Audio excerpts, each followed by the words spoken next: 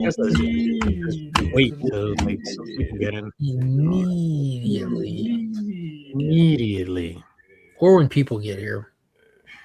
Yeah, that's what I figured. Let some people trickle in. You saw a StreamYard? I noticed it this morning on the Legion. Take your creativity to the next The level fuck? on Mac and iPad with Apple Creator Studio. Oh, I have my YouTube open. Oh, I'm glad it was my YouTube and not the hub. Basic. Yo, I am such a newbie. I am such a noob. StreamYard rebranded? Yeah, they got the new logo. It looks all right. Yeah, still a duck. That's all that matters. Chip Gettler did a good job with the redesign. You saw that and it moves? Look, watch. Hey, the duck, right? So that's that. I put the duck. You see, it moves. Oh, I'm glad that they spent all this money we're giving them on making the fucking duck move. Yo, bro, I was doing we did our taxes the other day, so I'm going through all my receipts of everything related to my DJ Links business, and I'm looking at the subscriptions. So we're like, all right, let me look for the StreamYard receipts. I had no idea that shit is $89.99 a month. I think mine is 5 or something like that. It must be nice to not know that you have a $100 bill that you don't pay any attention to. How do you keep receipts on that? Just like in your bank statement for StreamYard? Just that hypothetical scenario, like, oh, I need to look back at my StreamYard receipts. Oh, I go to one way is the bank statements, but then I go to the StreamYard account, and then you get everything there. So I didn't think about that. Yeah, I go into the StreamYard account, look at the billing history. Same thing for eBay. Same thing for if I got to do like payment history and the Big Cartel website, because I pay for that. This is the first year that I started like keeping up with taxes stuff for the YouTube channel, and like for 2026, I'm keeping up a lot more closely. But that's why I was asking. Because come next, I didn't even think about StreamYard or all this other stuff that you can do that qualifies, like actually qualifies. I'll send you my list of stuff because it's just like as you're doing it, like you don't think about it, then you're like, oh shit, yeah, that, oh that, yeah, that. So I'll send you my list of stuff. I appreciate it. But you incorporated, son. You know, my taxes this year were freaking nice. I just paid them earlier this week, but compared to the previous years, like me and the wife, we made significantly more this past year. And we owed less. Let me hold some. We made significantly more, and in total had to pay way less because the new tax code and stuff. Like it was nice.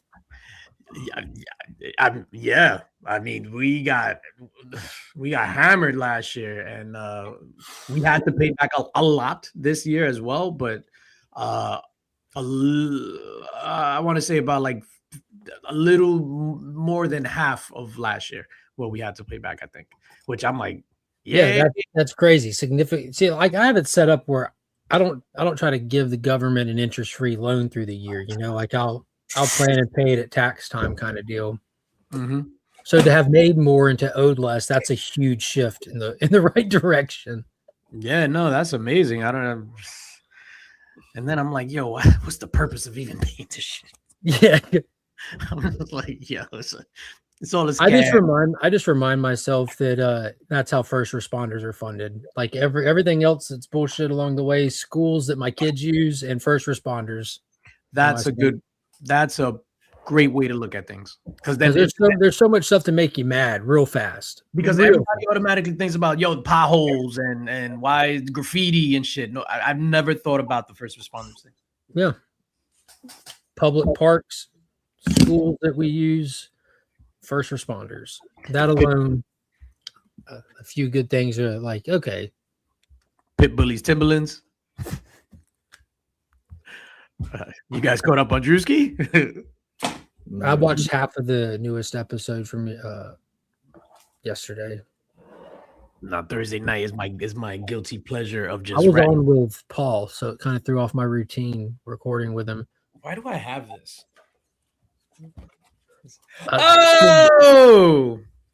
What is that?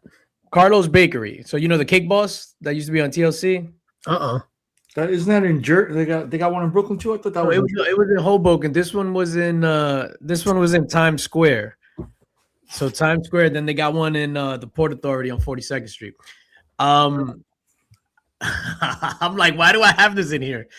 Yo, so we go watch on Sunday. We go to the city to watch Project Hail Mary. So then I'm like, yo, I want a cookie, right? So we go to Carlos Bakery. So I want you to look at this, right? So look at the size of this box, pretty small box. So I get a cookie, a big ass cookie, whatever, chocolate chip cookie, and Mrs. Link gets, $10 cookie.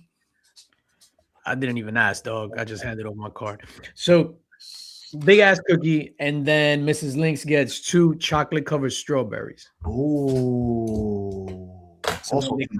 Also $10 a piece. Probably more than that. So then they call my name. I go up to the counter, and then they hand me this. Yo, so then I'm like, yo, I think they forgot the cookie. So then I turn around and then I go to the guy, open it. I break. The dude broke my cookie in half for it to fit in the box. No, that's not okay. Yo, I got so hot, my ears got red. Yo, I turned around and I was like, this mother. I can't complain about this guy.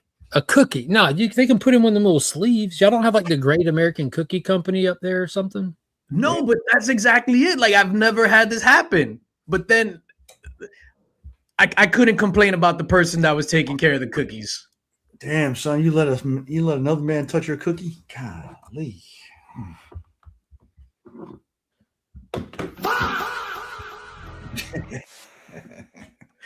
Yo, so that happened, man. They broke my cookie in half, and I was just like, I don't even want this shit. Yo, I was fuming in the car all the way home. Yo, I broke my cookie in half. Let's say what's up to the chat. Oh man, we ain't even played the thing. Hold on, man. Should we play the intro? Play the thing. Let's play the thing. Where's the thing? Hold on. Let's play the thing, and let's do this the proper way.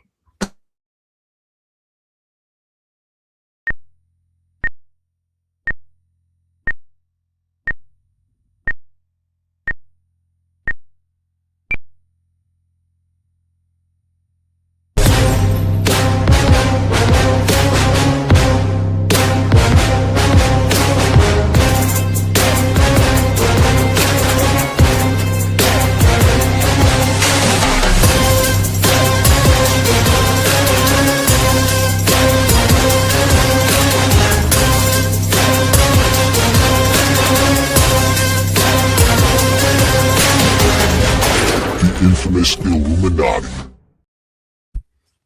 In the Mix is brought to you by Spidey's Powdered Tumblers. For all your custom-made powdered quarter stainless steel tumbler needs, make sure you hit up Jose Gonzalez over on the old Instagram at Spidey's_powdered_tumblers.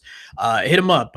Izzy, I think Jose Gonzalez made a tumbler for Brett Bean, a dork tumbler for Brett Bean, and Izzy passed that off to Brett Bean. Also, big shout out to the Comic Book Chiropractor, cleaning, pressing stuff. Comic Shell, 10% off. Use Link Squad. SuperiorStand.com. Use them stands.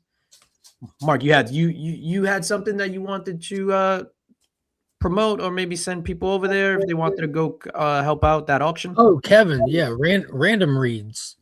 Kevin, his car suffered engine failure today, and he uses his car for work.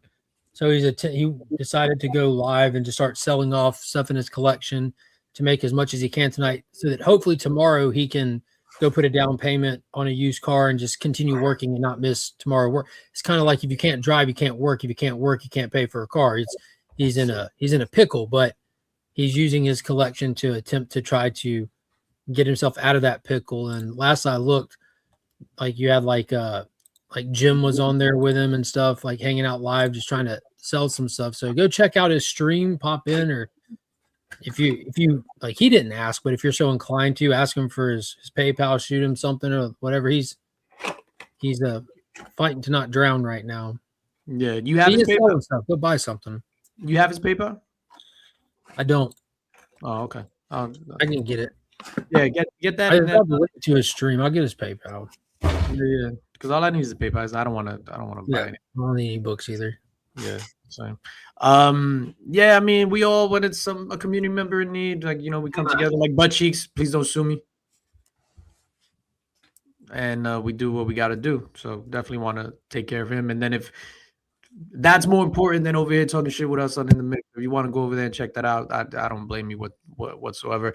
Let me say what's up to the chat. Las Crucias is in the building. What's up? Ruby G in the house. Mrs. Links, what's going on? Can you please turn down that vacuum, ma'am? I can hear it over here. J-Med was popping. Nah, I'm just joking. J-Med was popping. Dr. Von Hoot in the building. Happy in the Mix Friday. Hope you had a great week. I had a week, man. Space Case, what's up, dogs? Tino73, good to see you as always this week at the shop. The Adventurous One, Joe Michaels, Phil. DBH says so. The original Man on Fire from '87. I did not know there was an original.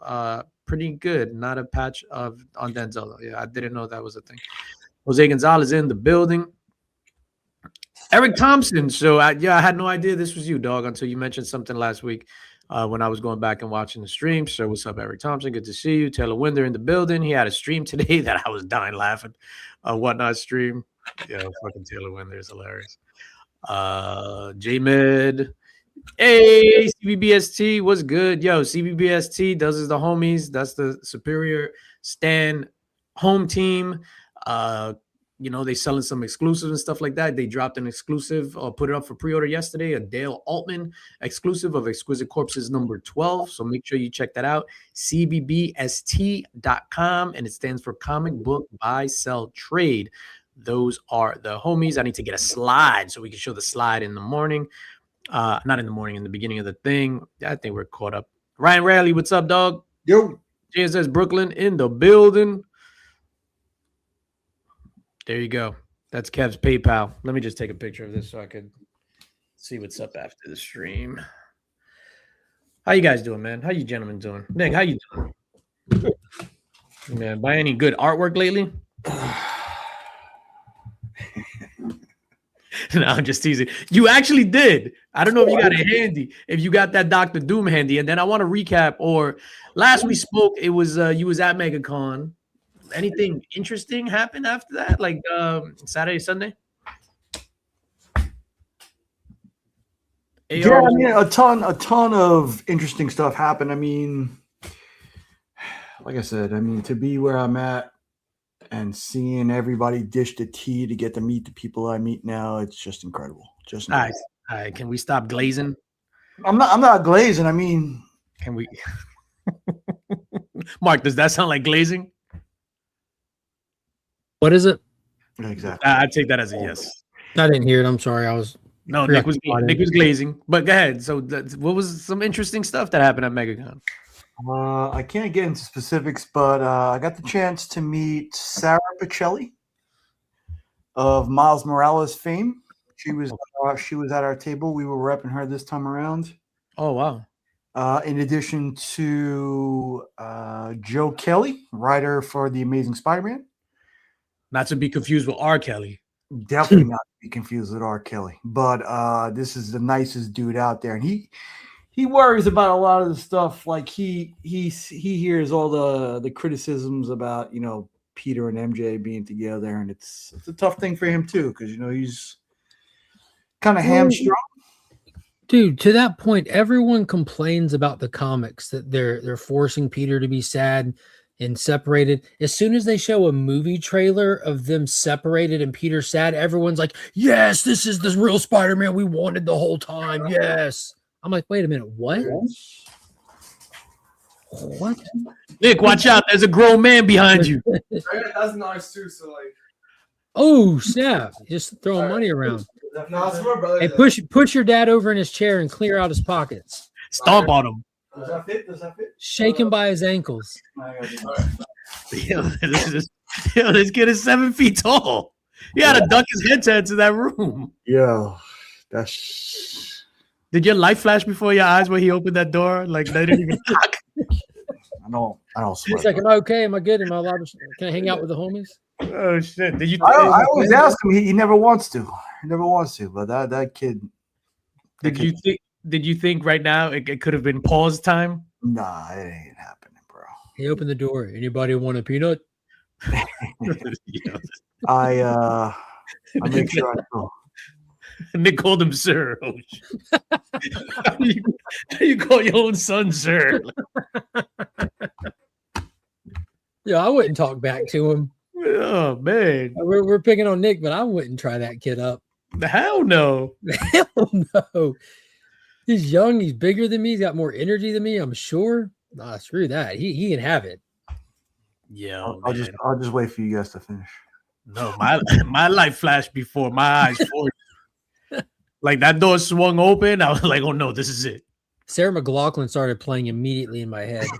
In the arms of a Nikki. This is it. Yo, I was already picturing your obituary. man. I was like, you ready how many views this stream is gonna get now? Well, I mean, after Once the E picks it up. We're gonna get those airbrush shirts with Nick's face on it and the dates. I know, Wear them for the next stream. Yeah. I know I'm good until I pay his college tuition, and after that, I'm just gonna be out. No, man. All right, back to MegaCon. Yeah. Like I said, He's got you. just going into dinner and listening to, and I kind of discussed this with you guys backstage or whatever. I've never heard this. You didn't tell me shit.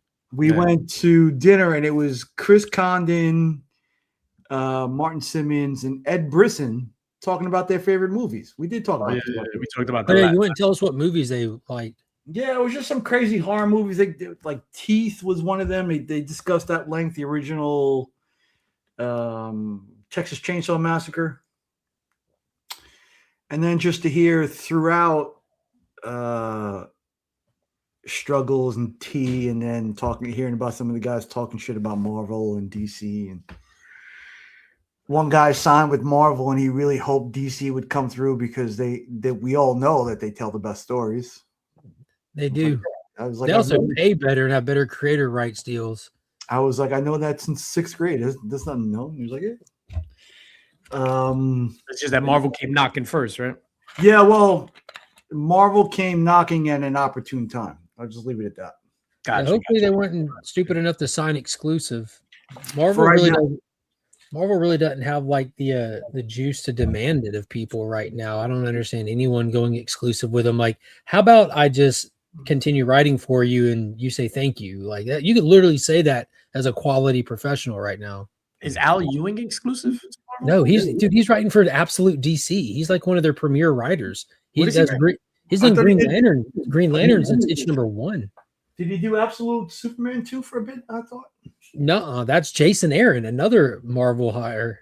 Jason Aaron came over long before that. Like, he probably knew Absolute Superman was coming, but he did the Superman All-Star trial run. He did Batman Off-World with Doug Mankey.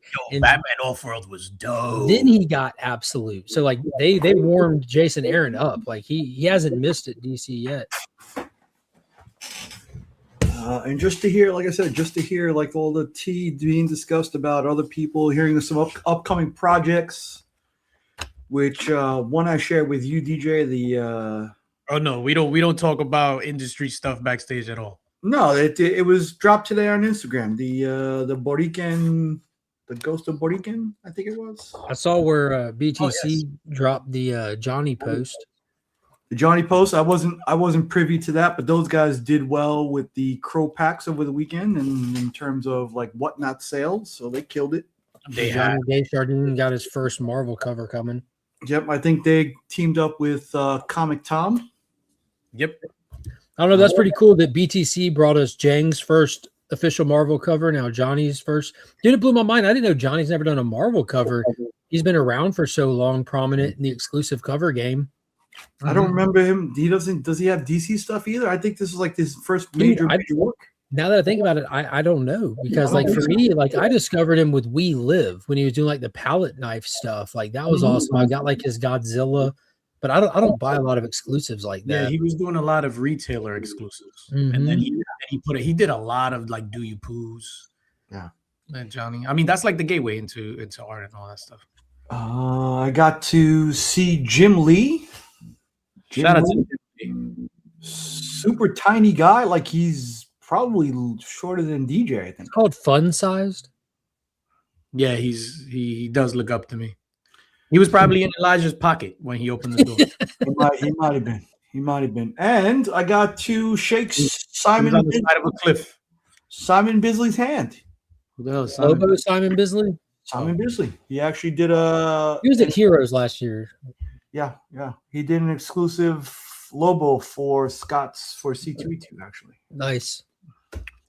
Yo, that's dope, man. So there's 3 other cons going on this weekend. We got PlanetCon, WonderCon, and C2E2. That's crazy, dude.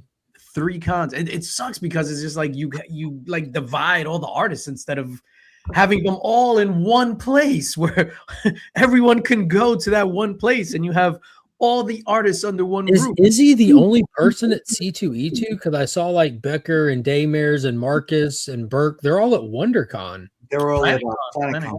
PlanetCon, whatever. They're over there at the other one. Shout out to Daymares. He was in the chat. He and I were chatting earlier. First person ever to have David Sanchez sign one of the art books in person.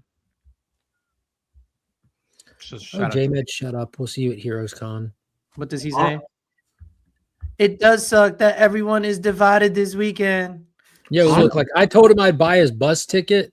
Someone suggested I get him a train ticket. I'll do that too. But Izzy said, like, hey, you could table with me. I'm like, there you go. No excuses. Honestly, Planet Comic-Con is another good time. It would be a good alternative for Heroes if it wasn't so far away for everybody. Yeah, I think the lineup this year for Planet was better than C2E2 and WonderCon. And the nightlife over there in Kansas City is pretty cool. Yeah, I heard. Should be a lot of good barbecue. True. But other than that, I mean, some cool comics I got. I didn't get a chance to shop around for exclusives, but I did pick up some cool art along the way, and I didn't. You got the Spider-Man piece of the Doom handy? If not, don't go look for it. I do. I mean, you might make you big. No, you don't have to make me big. I'm making you big. This past MegaCon, Scott started the little sketch cards. Damn, that looks good. Who's that? So this is Alessandro Capuccio, and then on the back he signs it. The way he does the narrow eyes like that is reminiscent of, because Delato does those real narrow eyes. They look amazing. Oh, Spider-Man. So these are like a remark fee, and then there's like another $10 for the card, but it's nice, it's pretty pretty. Oh, and it's a thickum. Yeah, Yeah, it's like 130-point thickum. Oh, damn. Got the book, look, first edition official sketch card, 1 of 1. That's dope. You gonna get that graded? I don't know if I can, but I'm thinking about it. I send it off to PSA. We'll see what happens. Send it to CGC. Or send it They're to the best. They BBS. No, I won't send it over there to Beckett. Oh yeah, CBBSs. They grade cards, don't they? BBS, yeah. CBBBBS. I got this from. Where's his nipples? Where's his nipples? I think he got shot off. Bro, where's his nipples for real? They got shot off. Yeah, that's dope. Federico Melee. Fetty Melee. That I actually like that. It looks just like the mask that you have. Is that the crow? This is the Crow. Hmm. This is the Crow. I took a stab at getting that original art, but he wanted he wanted a little bit too much. This is also Capuccio. He was drawing this. I was like, "Oh, who's that for?" He's like, "I'm just drawing it for the convention." Nice. So I wound up picking this one up too. And those are both 11 by 17s. These are both 9 by 12s. So I'm guessing like you're going to slowly keep selling off these slabs that you just sold and just replace them with original art, kind of shifting the room. I may just do that. I'm thinking about that. And this one I saw earlier in the con. I was like, oh. And then some customer came up to me. He was like, yo, I need that Doom piece from. And you're like, too bad. Vincenzo Ricciardi. But the guy who was handling him took a step away, and I didn't know how much he was asking for it. So I asked the owner of Scott's, how much do you want for it? I relayed that price to the guy. He picked up an original art piece from Melee as well. And then he turned out not to pick this piece up. And the handler told me what it was going for, and I literally dropped everything and spent my last bit of shekels on. Yeah, that's really good. That's amazing. Beautiful print. This again, And you can see where the marker bled through the back. Thank you, Mark. Little Take that 9, personally, Nick. Chill. I hate when it bleeds through the back. 9 by 12 piece. Oh, 9 by 12. Yeah. Shows like a regular sheet of paper. Get that shit out of here. Do 11 by 17s over here, homie. Well, I also picked up one of those. Oh, I see. You tell people on the stream that that's 11 by 17 just so that you could look bigger holding it. No. No, that's dope, man. Yo, that Doctor Doom is incredible, and the Spider-Man is incredible. Yep, picked up some good stuff, and I'll have another piece hopefully within about a month. It's coming from Italy.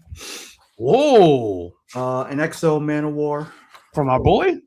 from no, I wish. From another one from Fede.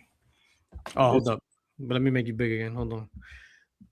So who's that? This is Bruno Frenda. That's Ghost Rider, DJ. Another, I think he's another DC artist too. I think he draws from DC. That's Bruno Frenda. That looks pretty animated style. Mhm. Yeah. You really need to ask what Mrs. Lynx thinks. She's the Ghost Rider art collector. She is the Ghost Rider connoisseur. She loves And then from my favorite artist writer, Chris Oh, Conrad, wannabes. he's I asked him to draw maybe like another one of my my logos. He was like, "Nah, I'm drawing wannabes. You want to be wannabes?" He said no. He must have said it like 15 times. I was like, "All right, just draw whatever you want." I brought this book along with me just to have the guys, because they usually pen test. Uh-huh. So, and then showing the book to Bjorn Berens, he's like, "Oh, that's so ingenious. Look at it this way." And then look at the way his head looks. So it's both a penis and a vagina. I never noticed it before. Yo, and And much like Venom over here, what is that? 3 years, Mark? What is it? That Venom? Oh, the dick face venom? Mark pointed it out 3 years ago, and that's all I see. That's all I see. Little dick right next to it. Yo, his eye is a cock. right next to Juicy Jason. So kind That of fits. Oh, that's very apropos. Yeah, it Definitely fits. Pun intended. Yo, what's going on with these artists? yeah, I think they It's all it's the Venom cock goggle edition. like drawing Cock cocks. They all like They call it old cock goggles. Yo, my Martin Simmons painting I got there. There's like he literally drew a dick and then painted over it, but you can still see the outline. like legit. You still see the crease. Yeah. It reminds me of Pitbull's strap. Too soon. Simple. Dicks are funny. Exactly. DPH. I'll do the quick run through the comics I picked up. I know DJ appreciated this. Yeah, let's go, baby. All those Bermejos were Holy smokes. Bermejo, this is like the 1 in 100. The 1 in 100. that's the first one, right? Yeah, That's number one. something like that. 1 in 100s. Oh, did y'all read the Superman Spider-Man book? Nah, I skipped Kind of recreated that moment in it. Yeah, the 1 in lifting 100s. 1 in 100s. Yo, dare I say, like my favorite Spider-Man, like the realistic style was always obviously Alex Ross and then Delato, but Bermejo when he got on Spider-Man blew my mind. Yeah, it's crazy. This is John Jang, Eastside Comics exclusive for MegaCon. Ching ching ching ching ching. Whoa. Oh, that's nice. The set. How much that set you back? More than I should have paid. This is Bjorn Berens. This is for Panini Italy exclusive. Mm-hmm. Fuego. Yeah, for somebody that don't collect comic books, I know. collect a lot of comic books. Crazy. Who's that? This is Garrett Gunn. Did the Crow last year. Shout out to Garrett Gunn. Didn't he say he wasn't able to pick up a lot of exclusives or something? That's what he told me when I asked him to pick something up. He I basically heard him told me say to go about fuck 10 myself. minutes ago. No, Yeah. I had to carry. I took a short box with me. I thought you were say I took a short bus. I was like, yeah, That's that's a short kid. You guys will get this a little later in the week. This is the Invincible #1 yeah, Baytime Collectibles. for the monthly box. Yo, so let me ask you a question with the monthly box. Are they increasing the number of boxes per the month? They're going up to 750 now. 750. Yeah. This is Kale New for the Crow. It's double signed. This is the original art I Am Chasing. How much you wanted for that that original art? I think 3,500. Where's this nipple? 3,500. Fully painted. There's Speaking of Johnny Desjardins, that was the secret drop. I think this was last year. Oh, wow. Johnny D. Johnny Desjardins. Yeah, there we go. Johnny Jang, double signed, Obar and Jang. Wow, that's crazy. And these are PC. Actually, these will be up for sale, actually. Everything you have there. Pretty much, yep. Bjorn Berens, double signed. Him and Obar. We need to talk. Bjorn looks like he's drawing dicks for a signature, too. Trying to compete with Frank Miller. I thought Todd might have been there, so I took this along with me just in case to get signed, but he wasn't. Yo, what's he doing to Spider-Man? This is like a 1 in 500 from back in the day, but this is the foil Panini version. Which Todd? John Connor's stepfather? Yes, exactly. This banger right here. She's not my mother, Todd. This is from last year's maybe Ultimate Warrior #1. I see Chris Condon. Does that series still exist? Yeah, they're up to I think they're up to 18, and then the finale for this is an Ultimate Finale. Make sure you read Ultimate Finale if you're reading this. Yeah. Yeah. Told you Ultimate Spider-Man sucked. Again, just in case Todd was there, but he wasn't.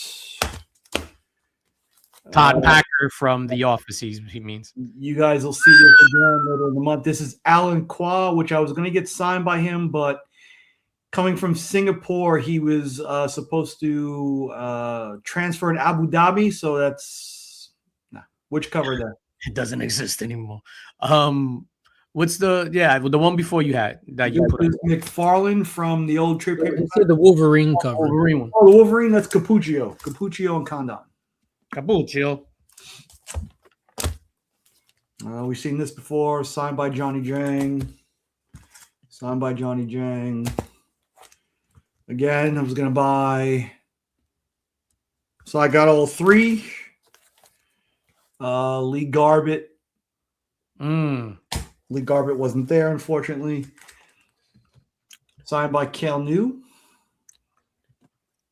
That's nice.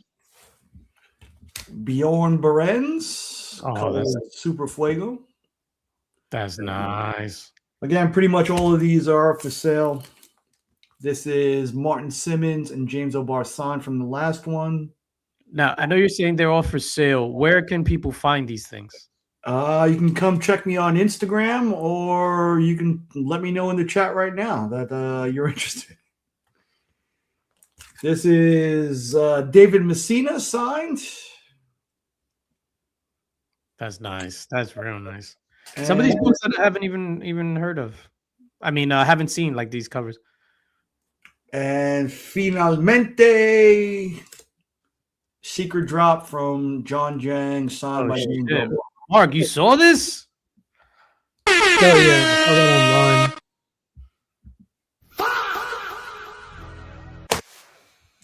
online. Yo, that's crazy, dog. And I got rid of a lot already too. Like I had all those Bermejo 1 in 100s. I sold a good deal with them. Oh, so those aren't spoken for. Those are still up Those for. are mine. What? Did Elijah come in and snuff you? Those are all mine. Those are going to be yellow label in about 90 days.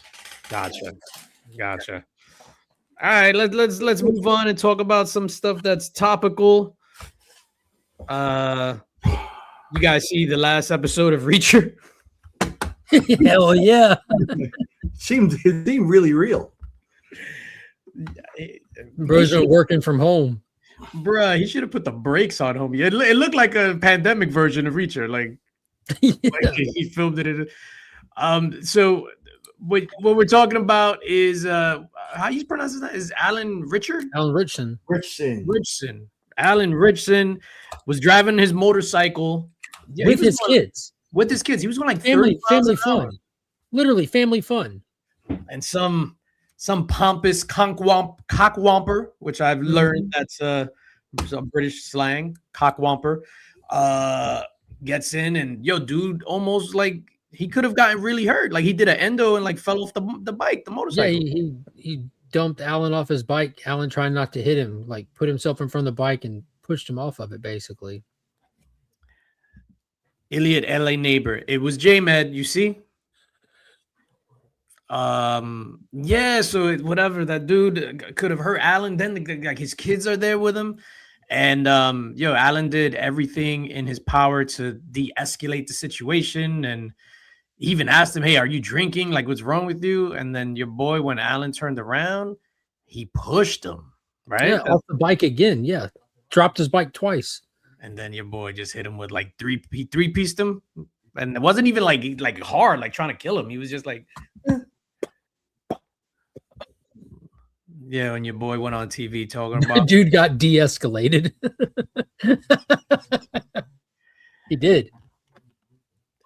I'm happy that nothing happened to Alan, seriously, because you hear of things like this in these neighborhoods and people looking for trouble on purpose just so they could pop out. They know he's Alan, probably. They know he's a celebrity. They know he's got all this stuff going on.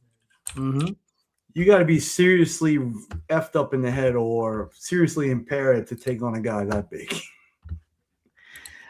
I think it's those, I don't know, because there has to be something there where maybe it's just like, oh, this guy, he's acting is not real work. Like I made my money the real way with my company, and this guy is gonna Digger Jim, what's up, dog? Digger Jim, you know the fool wanted money. I'm pretty sure that guy is loaded as well. I'm just happy that Alan didn't get hurt, man. Because that would have sucked. And then doing all that shit in front of your kids. When's the last time you got tried in the streets?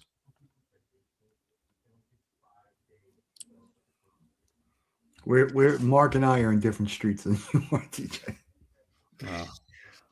I get tried in the streets every day, B. We're not getting tried on our way to get cornbread and water every morning. Nah. I got tried on my way to go get a lemon pound cake. Yo. Lemon pound cake. Yeah, I got after last week. I didn't know what you was talking about, Mark, with the Afro Man trial. So I went and I had to do my due diligence. Amazing. With the Afro Man trial. Dude, he's a hero. Dude, TMZ is the literal worst. Yeah, it was BS that TMZ ran with before they had all the information. Yeah, TMZ is not cool, man. And they're very selective with their stories as of late. Because Harvey was in them files. Pay the toll for that corn muffin. TMZ always runs info without you. You know, info. Yeah. I know Nick didn't see it, but I know Mark saw it. Project Hail Mary. Does it come to Netflix? It'll be Amazon. It's an Amazon film, yeah. Okay. Chat, if you saw Project Hail Mary on a scale of 1 to 10, just drop a number like what you gave it on a scale of 1 to 10.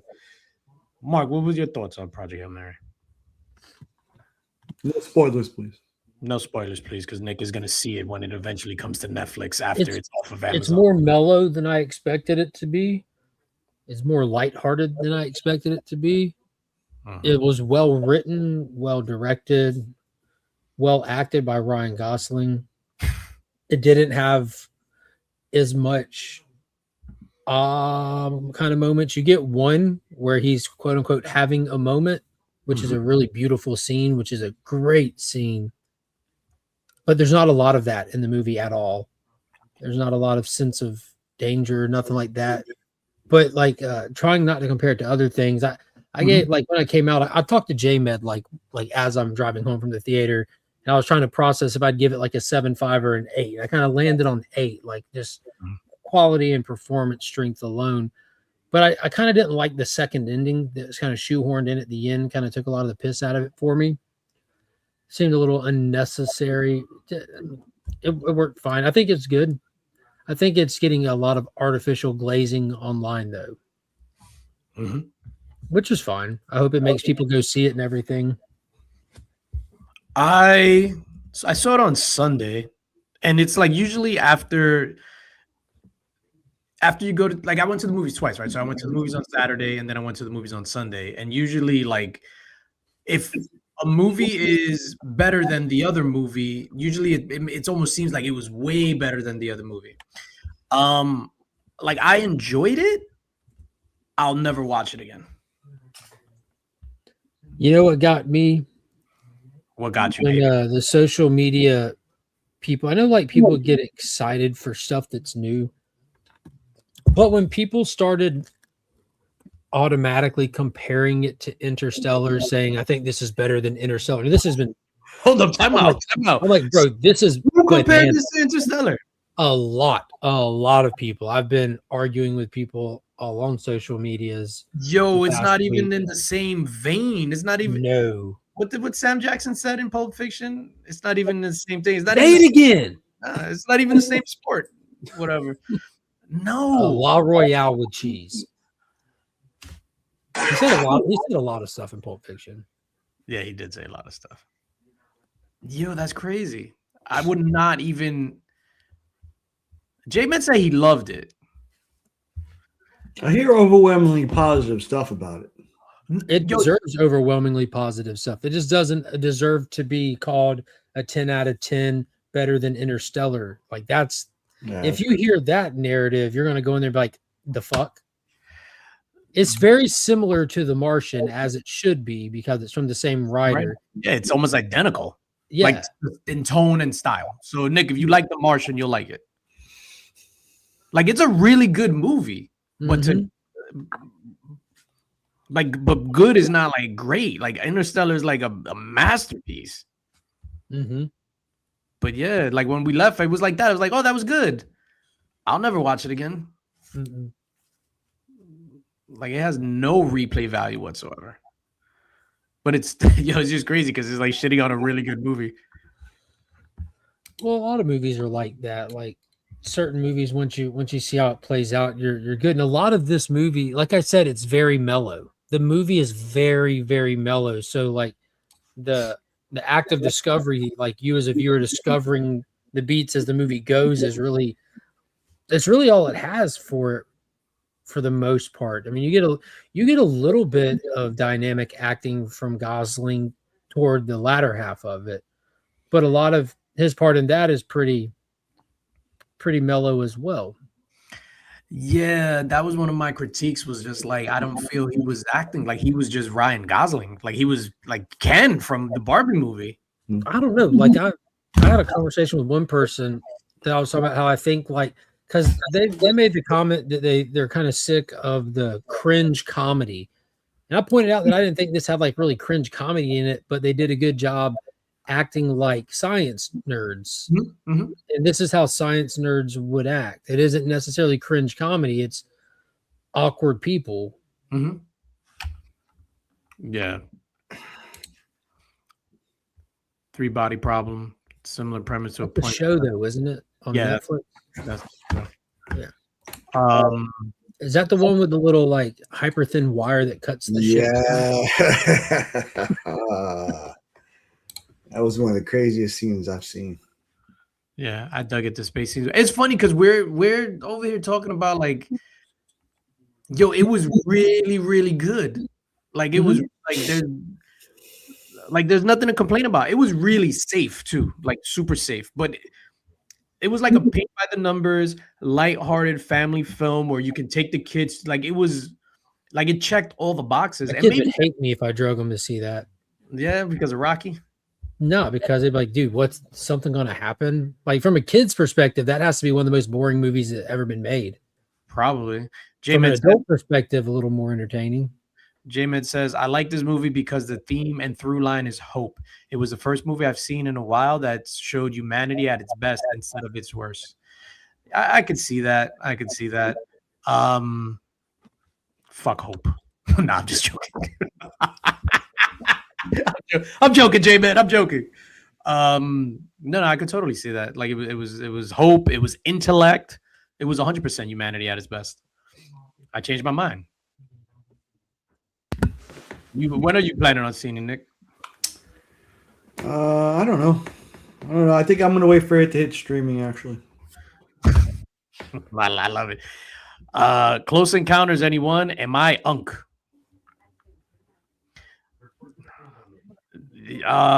Close Encounters. Yeah, it was Close Encounters is good. I refuse to acknowledge Unk as uncool. Unk means uncle. You're not hijacking the word Unk and just making it uncool. It means uncle. Sorry. Does it mean uncle or uncool? So it's always meant uncle. Like, what's up, Unk? Like, That's what I thought, but I heard like all the young kids are deeming it uncool. Yeah, uncool. COOL. But yeah, we ain't rocking with those fools trying to hijack our word. Here you say one word, then they come with the word trying to flip it and bouncing on some bullshit, not sounding right. First of all, I saw Ready or Not 2 on Saturday, and I know you guys don't care about Ready or Not. I don't even know what that is. With Samara Weaving, rich family hunts her and her sister in this one. The UNC Tar Heels suck. It was actually good. It was the same thing. Like, if you enjoyed the first one, it's the same thing. Cool kills, running around, like literally same exact thing. And then there was like a twist at the end that was actually really cool. A lot of actors in it. But it was literally the same movie, just with sister added. But I enjoyed it. You want to talk about CBBS?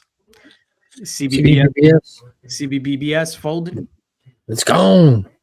It's gone. So that's what usually happens. So if you haven't heard the news, it's been everywhere. We're like mad late with everything. That's why I love this.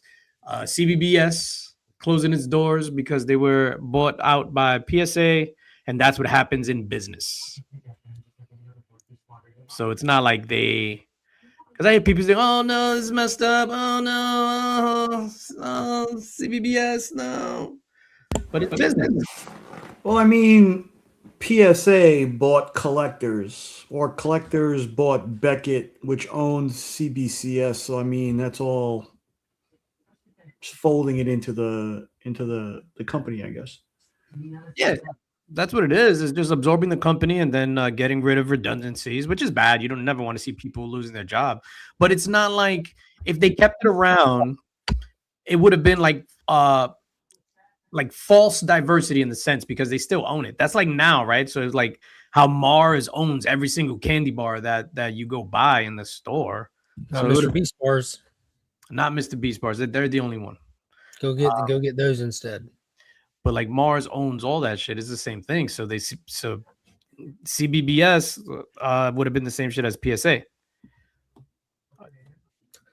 How do you feel about that? That you Dude, at this point in my collecting, I honestly don't give a shit.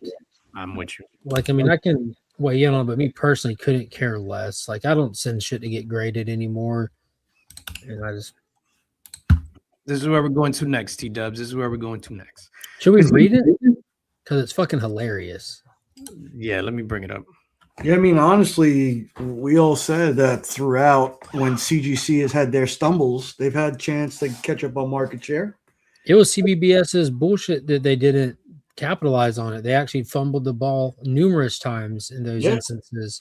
Yeah. So, I mean, as a company that like this, even if they weren't bought out and just like absorbed, like they weren't going to outpay CGC. Like they missed every opportunity in the world to do it.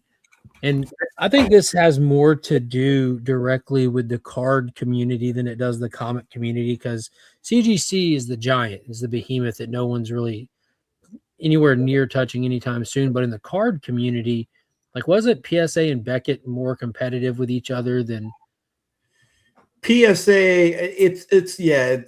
Beckett's a little bit closer. Like they're the three major companies. PSA owns SGC, which nobody really uses except for like old time cards. But some things were preferable for Beckett, but PSA was What's up, CP? pretty much the standard for card grading.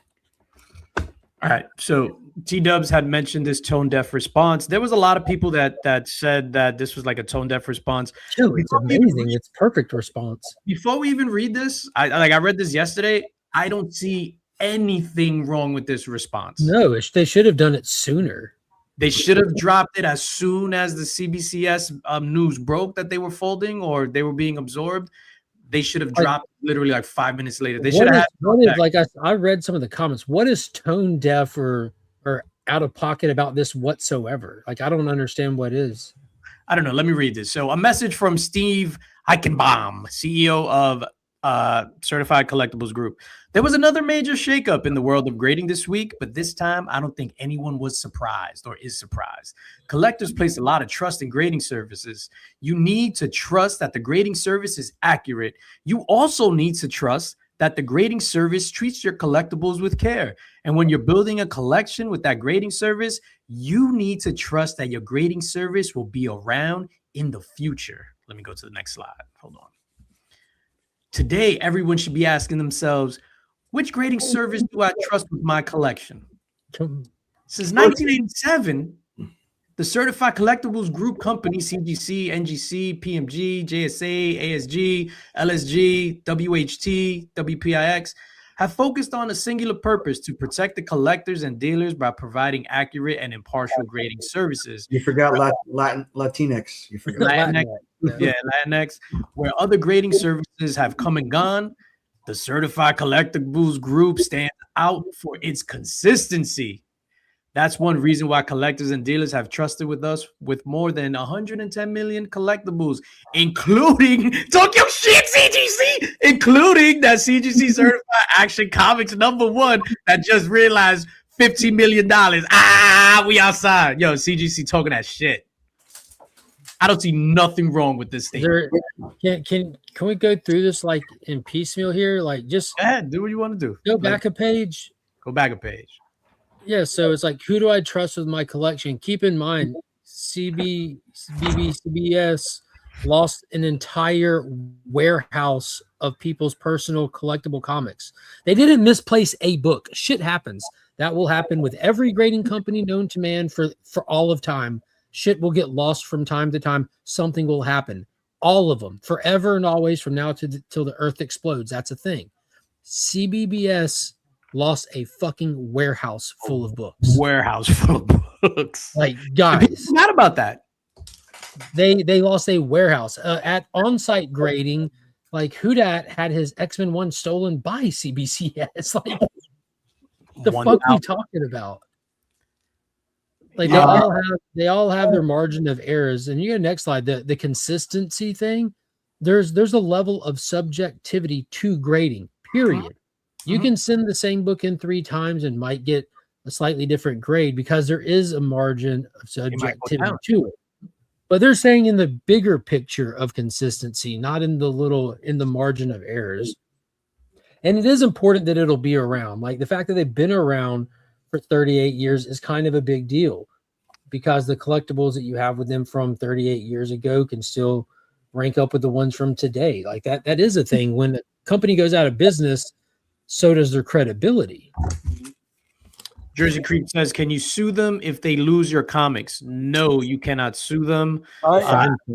You can try, but I mean, you send it in, that's like your waiver of saying you're not going to sue them. Obviously, you'll come up with something like amicable. They'll give you the fair market value, whether in money or in the worst case scenario will be in CGC grading credits.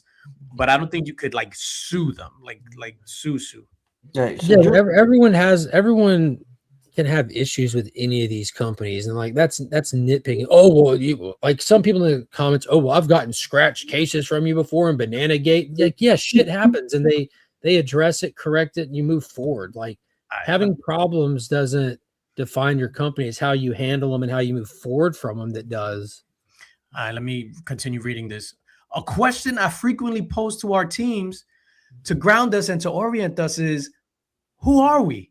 And where are we going? For me, that answer is that we are the clear choice for collectors and we are not going anywhere. We will always be here with expert services that enhance the collecting experience. If you're asking yourself, who can you trust with your collection? You can trust us now and in the decades to come. Tokyo Mic shit. drop.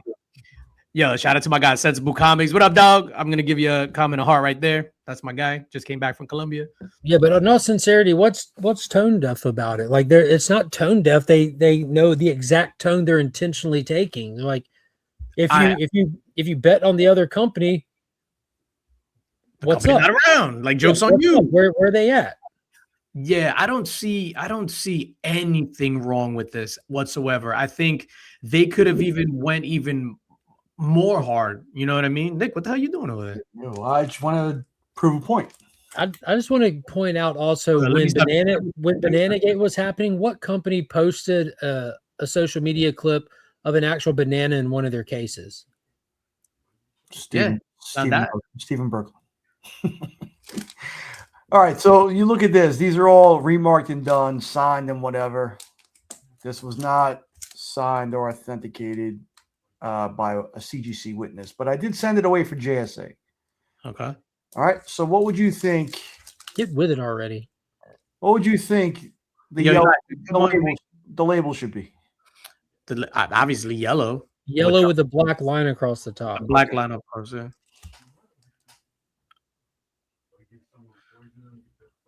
Oh no, that totally negates the entire CGC post. No, what I'm saying, they're saying that you could trust them with your collectibles.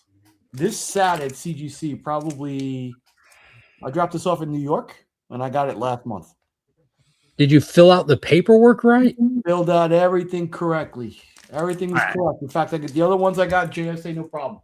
So let's just say if they make errors on 5% of their products, they're servicing hundreds of thousands of products a year. Like that's like, yeah. Keep in mind, Steve Burke did an on-site. Remember an on-site at Heroes Con? Yeah, for his Superman foil logo, yeah. And they gave him back a 9.8 on a yellow label, even though it's not signed. They didn't credit it being signed. It's like they ran out of blue labels. Taylor Winder says a proper response would have been the comics industry as a whole is weakened by this move. Competition makes us all better. That's soft, T-dubs. No. If I was the thing is, there's still competition. They're like the company that just closed got absorbed by a bigger company. So they're still there. Yeah. The company that's technically bigger than CGC, they're talking shit to the big dogs. I don't know, man. I think what happens is, and I don't know. I think from being so entrenched in business, like things like this that's like par for the course, and that's like competitive. That's literally, there's nothing wrong at all with that. Like nothing wrong. I would have been like, why should you be like, we are saddened by our competition closing? No. And you still got PGX, you still got EGS, you still got Only Graded. PSA, fuck. You still got Halo. PSA, you still got Halo.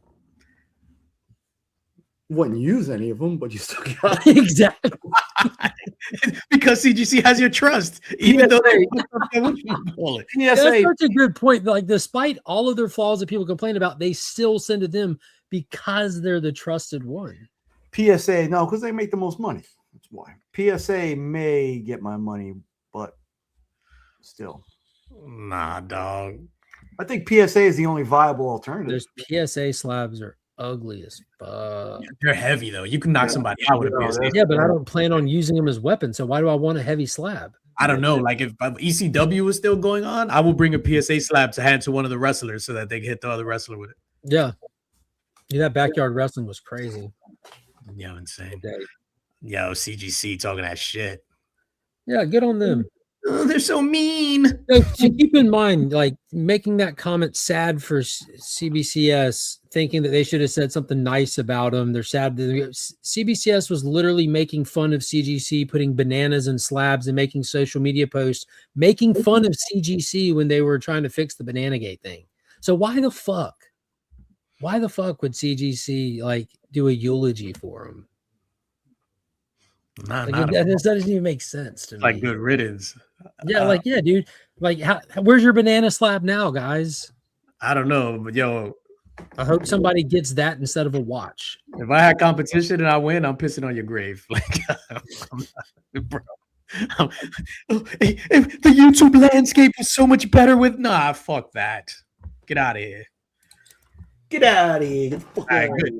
Oh yeah, Good. Daredevil came out this Yeah, week. thank you, Evil Mike. I'm gonna sue Evil Mike for that name because he's literally the nicest guy. Daredevil season 2, Daredevil season 5, Born Again season 2, episode 1. There it is. We all caught up on that. Yeah. Nick hates life, so he didn't watch it. But are we allowed to do spoilers, Nikki? Yeah, I mean, what's going to happen? I haven't read about. That's true. Oh, because you be reading stuff. I be reading. He watches all the spoiler videos before he watches anything. I be reading enough to know to say that I am reading, but I be reading though. Hold up, wait a minute. I have to drop everything and listen to what Sledge has to say here. I can't stand CGC, but that post is just business. The issue with is their target audience is made of.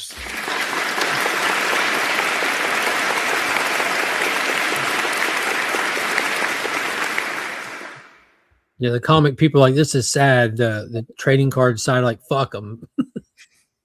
Basically, It's mean in these Pokemon streets. What are we talking about? Daredevil. Yeah, was it just me or Daredevil season 5, Born Again season 2, episode 1. episode 1? In the beginning, when Karen and Matt were talking, did it sound like we're gonna get bro? Like we had to rewind it, and then it sounded better. It says you're a grandparent now. Yeah, that's true. Oh shit! I told somebody at work something today, and she was just like, "Oh, but you told me that yesterday." I was just like, "Yo, fuck, I'm old." So did you enjoy this Daredevil? I'll be honest. I know you enjoyed it because I saw your grade on Instagram, Mark. You gave it an 8.5. I was surprised because I would have graded it lower, and I thought you were gonna be like, "Oh, they're back with this bullshit. Oh my god, who do you trust? Not Disney." No, I said that I'm moving forward cautiously optimistic because they honey dicked us with the last season. Terrible. Well, Yeah, you can see that they literally like changed mid-season, like whatever. They changed from episode 1 to 2 in the last season and never came back. This was I commend them. This one was written pretty well. It was pretty balanced. Like they touched it. Yeah, very well done. They definitely touched base with all their characters. The plot moved forward pretty smoothly. They structured the conflict that they have going on with each character and moved them. The therapist is fucking annoying, but that'll just. Does she become like somebody? She's gonna turn into the next Muse or something. Did they kill Muse off just to do like a lady swap Muse or something? Is there a female Muse in the comics? Wow. Was it the same chick from last season? Yeah, the world's worst therapist. But I liked the episode. I thought it was pretty decent. And the only thing that got me was they dropped Daredevil with one punch to the head. That was kind of weird. Mm-hmm. But other than that, it was fine. Yeah, for me, when the old cop was running, this dude was running like on a 0.5 on the treadmill and like running from all these people. He's just like, was he watching Interstellar? Wish. It's funny because I thought for me it just seemed like just scenes that were just like pieced together. Like I don't know, for some reason I found something really, really off about it when I was just like, wait, what? Like what's going on? Like I thought there was no like continuity almost from scene to scene. Granted, they're planting stuff, whatever, but I don't know. It was like literally, all right, here's this scene. Now here's this scene. Now here's this scene. Okay. To a degree, I think that's what worked a little bit in its favor for me because I guess I went into it knowing like that initially this was all like supposed to be one big season, but they cut it into 2 seasons. It was originally supposed to be one long season kind of thing. Oh, okay. So for me, like we have a lot to kind of restructure because it just went to shit at the end of the last one, just all over the place. So we left it all over the fucking place. So we're kind of just grabbing all those characters again and focusing them. It felt like that to me was just a grab of everyone. The stupid therapist, Fisk, Matt, Karen, you're kind of Cherry. We got all like the main characters and get them moving. And it seems like it's kind of streamlining there a little bit with the bullseye angle, taking what happened with Cherry. That was dope with the bullseye when you just see the knife and he was like, "Oh, thank you. You're whatever." welcome. You're welcome. I didn't like how they didn't explain, not that they have to, because we saw that he had a bunch of costumes in the whatchamacallit, but I would have liked to see like how he got to like the black suit, because I don't think it's like a real black suit. It's almost a red suit just spray painted. That's exactly what it is. Did they show that last season? No, I think that's how they put it up this season. So you're telling me that a superhero in the Marvel universe finally figured out camouflage? And it was the blind guy of all people? Yeah. Shout out to the blind dude. Yeah, I don't know. It was, for me, it was like middle of the road. Or is it, I don't know if it's because I'm watching so much good stuff that when I watched it, I'm just like, ugh. Like it's just one of those things. But I'm hopeful for this season. I really like freaking Fisk, man. Like as a character. Like he's probably my favorite character in the show. And then I'm like, yo, bring back Elektra. Soon, man, soon. Oh, she's gonna be in the season? I don't know about this season, but I heard she's coming back too. I met the trainer for Charlie Cox and Charlie who? Kristen Ritter. Was he a fluffer? No. Another art guy. Comic book art guy. Yo, imagine like you're hiring for a job, you're the manager at a job, and then you got to read somebody's resume and it says fluffer like 1997 2000. Yeah, how do you even like what do you say? You just you read it and you immediately remember how just 5 seconds ago you shook their hand. Well, I mean, And you've wondered how strong. Oh, yeah. Strong grip. Strong grip. All right, let's see your resume. Ah, shit. Oh man. Yo, speaking of that, yeah, I saw in China they censor like violence on TV, and for Invincible they replace blood. They just make it white. Oh, I think I said that. No. Oh no. Down in the group chat, didn't I? Yeah, it was, No. What group chat? There's no group chat. Dude, that makes it worse. Yeah. Yo, speaking of Invincible, dog, holy shit. I watched for this season, I watched the 4 episodes, the first 4 episodes. So I just finished watching episode 4. Why is everyone so mad about episode 4? It's like the lowest rated episode of the whole series now. Really? Yeah, a big thing went around social media about it. People even popped on my stream this morning asking me what I thought about it. I'm like, I don't fucking know. I don't know. He spent 90% of the episode, 95% of the episode in hell.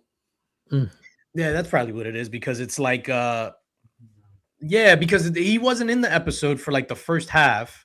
It was all about what's his name? The detective Damien Darkblood. So it was about him, and then they did a whole spin on the mythology of hell.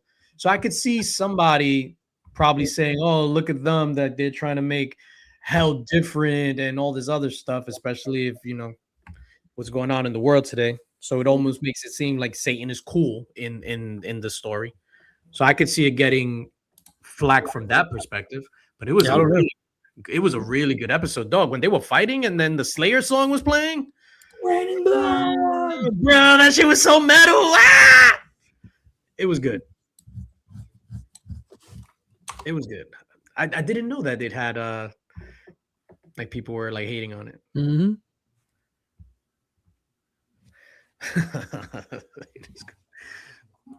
Yes, so we heard. Like you probably on the list, dog. You and Conan O'Brien. No, but it's really good, man. I don't think that show is so amazing. Like so amazing. You know, for me, it's like this season isn't as good as the other ones, I think. Still good. Yeah, why do you say that? It just hasn't had that. I think this season is a lot of build up right now. Are you caught up? Yeah, I'm fully caught up. 8 episodes. So we're halfway through already? Oh, I thought it was it's 8 episodes, no? Like that's the whole season. Oh yeah, usually because I mean we're halfway through then. Oh, the season didn't end? Season 4 is up to episode 4 out of 8 episodes. Oh, so then that means I'm caught up. Yeah, no, so it's all, but that's the same thing like season 2 and even season 3. Like, it's all build up until, like season 3 was all build up until Conquest came, and that shit was crazy. Crazy. All right, I have this giveaway to give away that I had put on Instagram. So if you follow him on Instagram, and then it was in my YouTube shorts as well. Head on over to Instagram and put like I had a thing going on. It's too late now because I already compiled the names. But we're giving away this Something Is Killing the Children #1, signed by David Sanchez. Yo, this is super fire. Giving that away. And then I noticed as I was like, when I was doing the video, it has like a ding in the top. It's free, so whatever. It has a ding in the top, but I'm going to throw in one of our art books as well that David Sanchez did the cover of. And then this one comes with a bunch of David Sanchez. So there's stickers, business cards. There's more stickers behind this thing. And then I'll throw in some my DJ Link stickers in there as well. And then I'm going to give that away. Give it to me. Oh, season 4 ends on April 22nd. Yeah, so we're just about halfway through. Wow. How about season 2 of the documentary about Ice called Daredevil Born Again? You saw Karen, how she went into the store, and then when they hid the folder, that it was behind some of the caramel popcorn. Did you catch that, Mark? Remember when the dude goes and puts the manifest on the shelf in the bodega? And then Karen goes with the wig, which is the worst wig in the history of mankind. And then she goes and grabs it. So the guy put the folder, the manifest that was on the ship, behind the caramel popcorn that from the last season. I didn't notice the caramel popcorn. That's hilarious. Yep, it was. As soon as it did, I just started dying laughing. I was just like, that was like one of the dumbest things in the world. Like I was trying to like really table some of the messaging of this episode, but the messaging from that caramel corn episode was the dumbest thing that I'd ever seen done. Like when a 13-time felon's like, they never give me a chance. I'm like, what the fuck did you just say? It was only murder. Yeah, I'm so addicted to those body cam footage YouTube videos. Bro, like the demand and insisting of body cam on all officers really backfired in criminals' favor. Like it did not help them out at all. Yeah, dude. Especially when you got the cops that are on the money and do everything by the book. Yeah, like which at this point, like that's almost all of them at this point because they know they're being filmed. Exactly. Well, all you've done is just created like all the rope for people just to hang themselves with. It's wild. Yeah, I'm super addicted to that. And it's crazy. So it's not only the body cam footage, but it's the extended interrogations.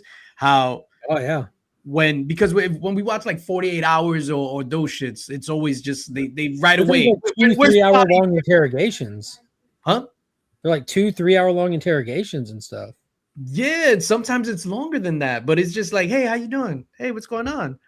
Hey, what's your favorite TV show?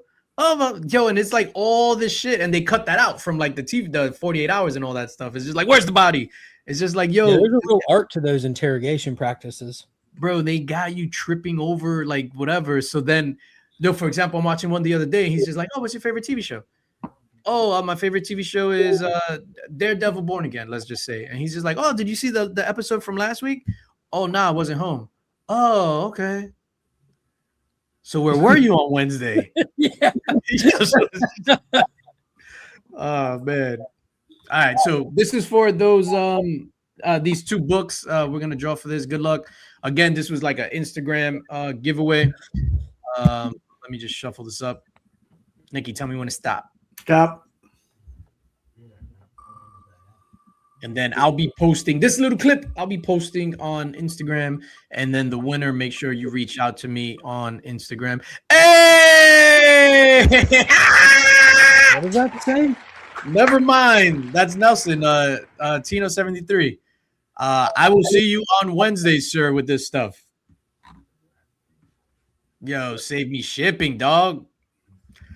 Good looking. Congratulations. I like the engagement with the doing like this kind of thing, like on Instagram. It was pretty cool. Like Dude, it looked like you did you boost the post too? no. Because it had like the little tap remind me thing on it. I'm like, oh, look at that. Oh no, the one today with the reminder, because you can add a reminder to your post about like in the mix. Yeah, when you post, you just go to you do the drop down and then you go to add reminder and then you can put in the mix at 9 p.m. Oh, cool. Yeah. So that's free. I don't really do social media too well. I don't. Yeah, I'm just starting to get into it. Social media is a distraction tool for you to focus on nonsense and giveaways and comic books instead of disassociate from the spirit and the oneness. Yes, 100%. And I thoroughly believe that with every fiber of my being. Shout out to my big sister out there, my YouTube big sister. Distracted from what's the truth is. Yo, distracted from the truth. I was the truth. Yo, shout out to Paul in the 619. He's at WonderCon, I think. So I know you sat down with him. I sat down with him, and a question came up about social media. Yo, and I went into one of my. I went into a rant also. Yeah, dude. I was just like, I need to relax. Like I forget who I'm talking to sometimes. Bro, I went into it because I think the question was like, do you think social media has helped you in a positive way? I said, not one single bit, not at all. I'm like, I'm not going to advocate for social media. It was the same thing. So he asked about social media, how to use social media, blah, blah, blah. I'm like, social media is a necessary evil, but social media is a tool that's created to distract from the truth and all this stuff. And blah, blah. And I was just like, all right, let me rein it in. Let me rein it in. That was wild. Nick, how do you use social media? I use Facebook to keep up with old friends. I use Instagram for all the comic homies, and I guess YouTube too. Do you consider YouTube social media? Yeah, I mean, what are we doing right now? Oh, I thought we were doing a show.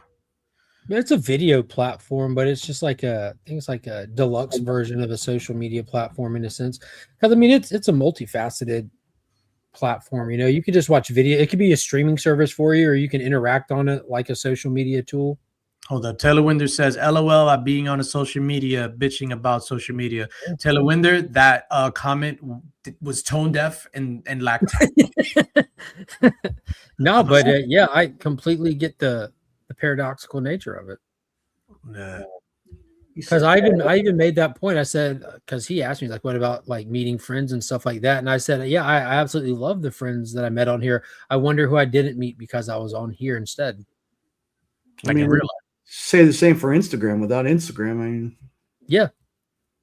But I'm saying like, because like I pointed out, like all of us are old enough to like smartphones and social media. That shit didn't come around until I was out of high school and stuff like that. Nick, like, dude, I remember like talking to people like we don't, and I even point out the hurricane, how within 48 hours, everyone was outside of their house. You didn't even realize there were so many kids lived in the neighborhood because they were riding around on bicycle gangs in no time. Like these kids weren't they never do that. They're inside, they're on social media, they're X, Y, or Z. If you don't have the social media, you would be doing something else. Very few people would be in the fetal position in their house. They would be out because you crave interaction. It's part of our nature.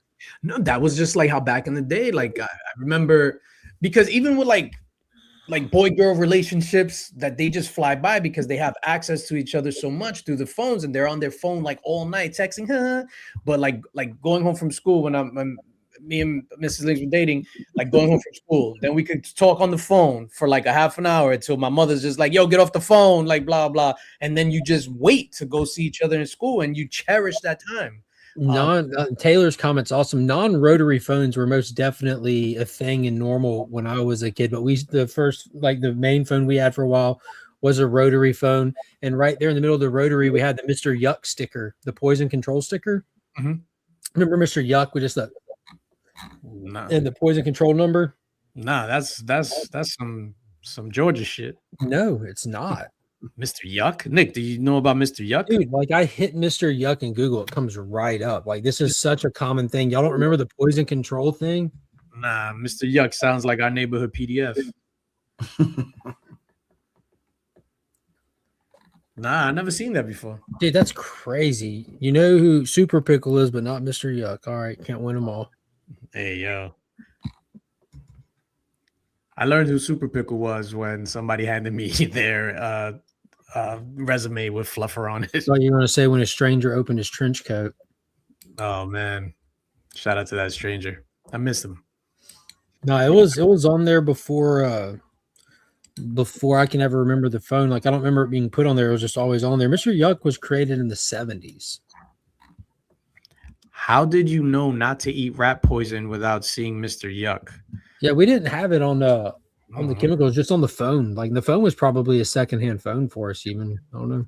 Nah, because back then it was like Nick could probably attest. Like, I don't know, it was just weird because they sent us out into the wild. We got to do whatever we want, but it was just like, don't stop to talk to nobody from that house. They don't do they don't do good in that house. Mm-hmm. You see that old man right there? If you see that old man cross the street, he touches kids. Like legit. Like this was shit that I was told. Like, yo, like that guy is this, and then just don't talk to him if you ever talks to you. Captain Kangaroo. Yeah, I watched a couple of them. Yeah, there was like a poison control hotline or something like that. Avoid the man in the blue van. Exactly. Poison control hotline. Something like that. Yeah, Mr. Yuck. No, it wasn't Mr. Yuck though. Oh, Mr. Yuck. I just want to say that, like say it in that voice. You did it. Yo, I never even heard of Mr. Yuck. Mr. Yuck. Ugh. Yeah. I got rude as long as you did. Yo, kids don't You understand. heard of Smokey the Bear before? Yeah, Smokey the Bear, the dog from He was McGruff. McGruff, Chicago, Illinois, 60652. Bro, I Take used a bite out of crime. Yo, when the detectives used to come to give the thing and then tell us don't do drugs, and they had like There. the little metal, whatchamacallit, like a little, I don't even know how to describe it, but it was like a little metal Crack pipe. statue or something. No, and then it was just like it had the fake lungs. It was glass. Like the Oh chest- yeah. They would put the cigarette, and then the thing would turn black. Like that shit was mad cool. But also had a lot of childhood friends die early. We were allowed without leash, but some kids leash. She meant, but some kids need that. Yeah, some kids definitely do need a leash. Due to shootings, accidents, dumb decisions. I don't like. We're down here. I'm down here in the South with a lot of guns. A lot of kids don't run around with them though. For some reason, it's almost like that. Education is like a very powerful tool. And down here, I think a lot of kids are educated really young. It's just more part of culture. Mhm. Like kids don't.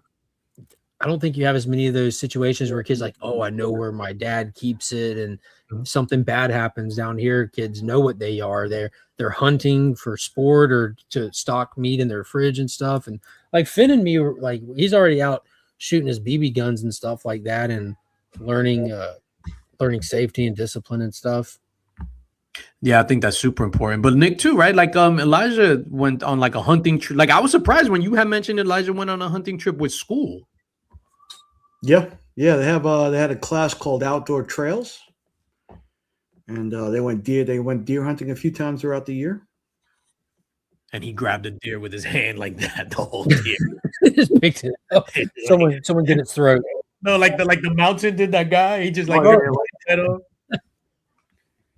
Yeah, I mean, I wasn't with it, but I guess I'm not a New York dad anymore. I'm a Texas dad, and that's what kids in Texas do. Yeah, it's fun. TJ, that's a level of responsibility that they're capable of if you teach it to them responsibly. He's been shooting on his own too. I tried to take the interest out of it, not the interest, the curiosity out of it.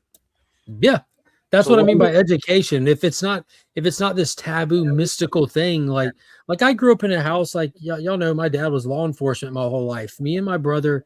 Shout out to Pops.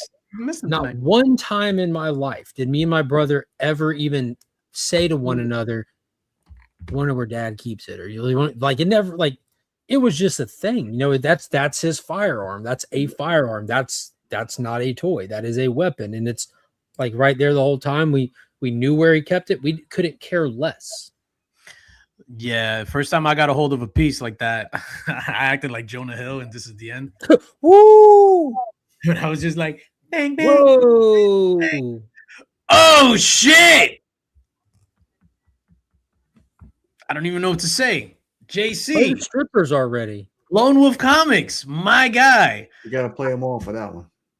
I definitely increased my budget for the show that they're doing. JC and Streetside Anthony are putting out a con in the Bronx April 4th that I'm definitely going to. JC, I can't thank you enough for that. At the Marriott Hotel, I don't have the. Yeah, I'm about to cry. I got a little tear coming down, dude. Wow. He can afford to eat this month thanks to you. The generosity. Yo, you're gonna get all the clips, dog. Hold up.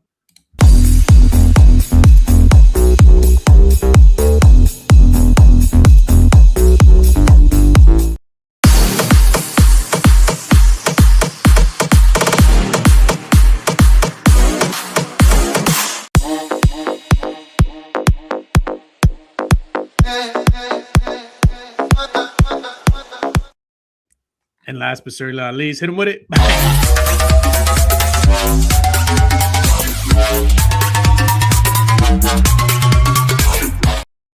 haven't seen that one in a minute. Yo, JC, I can't thank you enough, my brother. And I will see you on the 4th. April 4th in the Bronx, ladies and gentlemen. Him and my guy, Streetside Anthony, man. Oh, that's so awesome. I'm about to cry, dog. That's more than you get at the strip club for $100 anymore.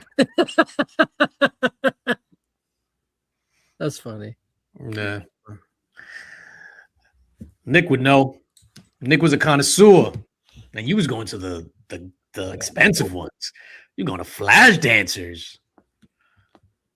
Like it just blew my socks off. Motherfucker was going to Wild Cherries, and Nick was going to flash dancers. I've been to Wild Cherries too. What was the other one? What was the one behind Wild Cherry? There was another one. Yo, Wild Cherries was wild. I don't remember. I know the one you're talking about. I don't remember. The worst one behind Wild Cherry. Yeah, by the Costco. Yeah. Oh my god. Oh man. Yo, that just threw me for a loop, man. Thank you. Appreciate that. And everything that we get goes right back into the channel. So this money will go toward the future links box. Speaking of the links box, we're not doing a links box this month for March. We're going to double that up for April, and we're going to put together something special. I already know what the budget for that is, and that's going to be amazing. So if you want to like join up the channel, feel free so that you can get access to that. All right, my brothers. We've come to the end of our program. What do you guys got going on this weekend? Man, you got a man going on this weekend? It's the start of the Masters run for me tomorrow officially. Oh, for real? Yeah, it's for us. Like the big intake starts on the 3rd, but no more. Like I have Tuesday off, but like that's it. You know, I'll be working, but I won't have an off weekend for like the next month, and I might get a Tuesday off following this one. I don't know, it's just going to be hell, but I went and bought like a whole new like work wardrobe before this show. Like I went and bought all like, like the athletic fit stuff. Nick, you'll know what I'm talking about. They're like dries really fast and it breathes really dry fit. Yeah, a bunch of new dry fit shorts and shirts, nice ones, and how about how many pairs of socks and shoes did you buy? I bought one pair of shoes, not even joking. I switched to tennis shoes from more like hiking shoes. Just because it's getting hotter outside, and I don't give too much of a shit if my feet get wet. And the other ones I've had for a while, so I have one new pair of work shoes that I just bought.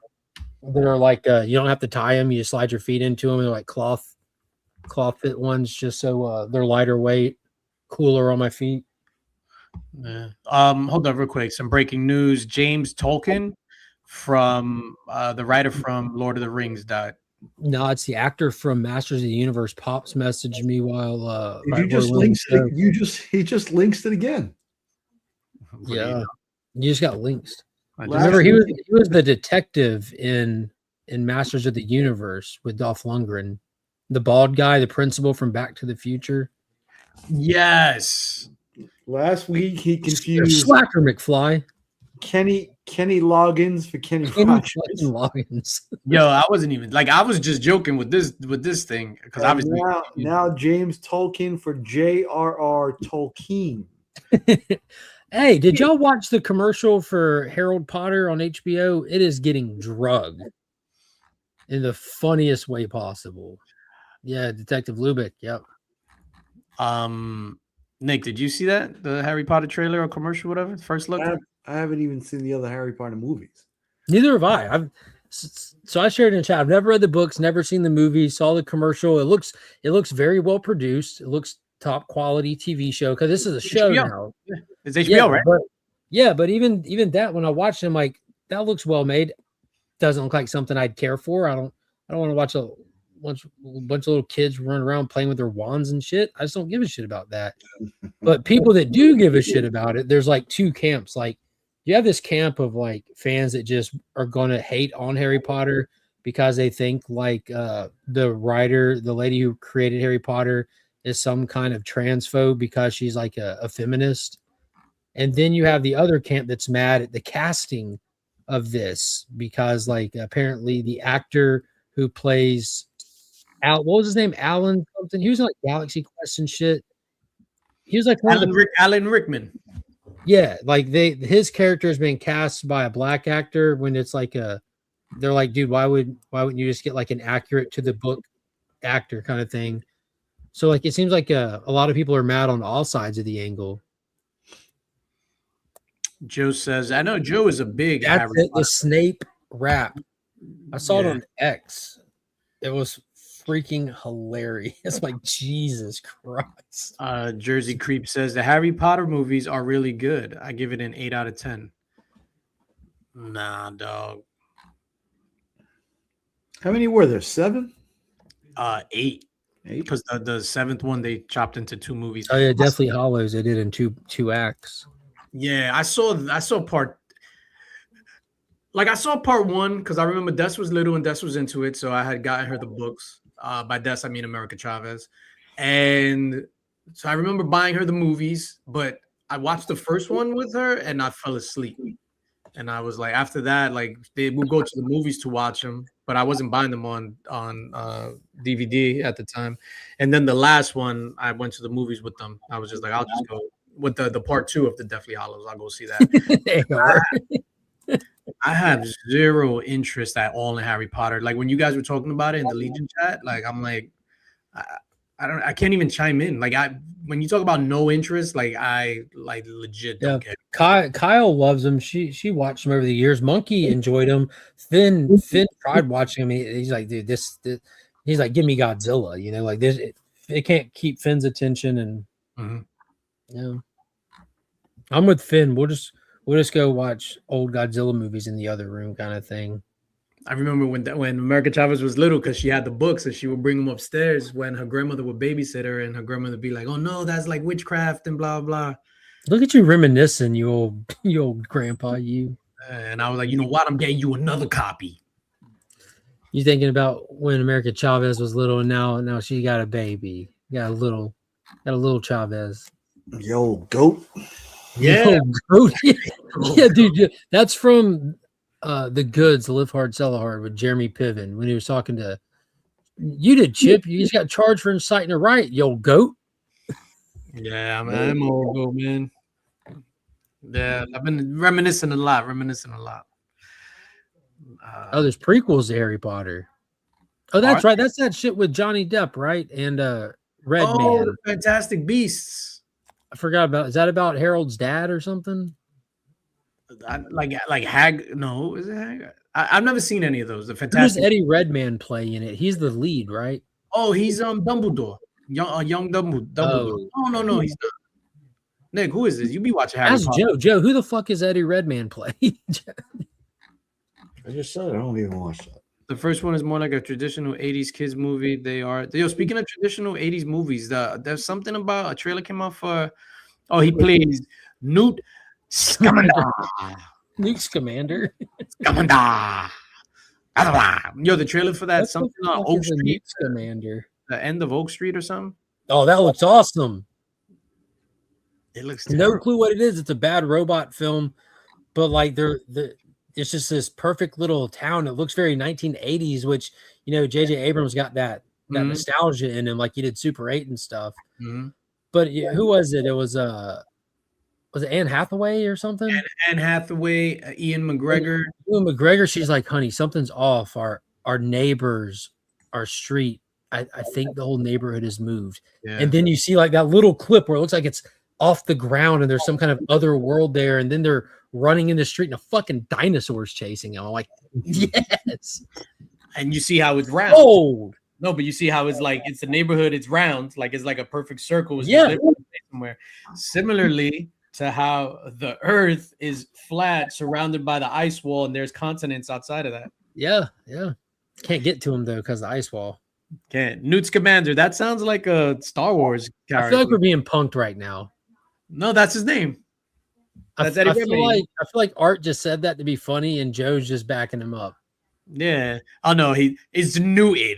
Get it right. It's Newton. And it's Harold Potter now. Yeah, Fantastic Beasts and Where to Find Them are good movies. They are all set in America. Newt is a Hufflepuff, so do what you will with that knowledge. The ice wall. Ice wall must be Yo, you win. Art, you win today. Oh shit. Nick, what you got coming up this weekend? Nothing, I don't think.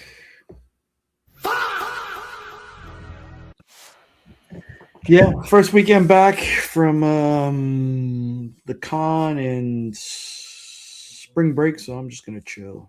Just gonna chill.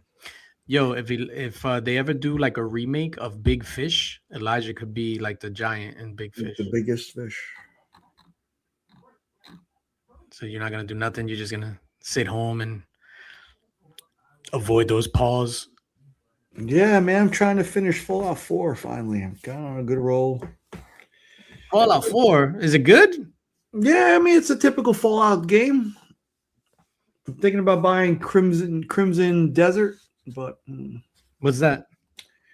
that's the new open world game a la Zelda / what's the old school? What's the old school game? Ugh, that sounds boring. No, I heard it's visually pretty nice and you got a lot of shit to do in it, but it's just the controls are effed. So Oh yeah, he's a more like Witcher. yeah, something like that. Jersey Creep said, "Did you play Resident Evil Requiem, Nick?" No, I still got like a whole backlog of games. I haven't even finished Red Dead yet. I haven't finished The Witcher yet.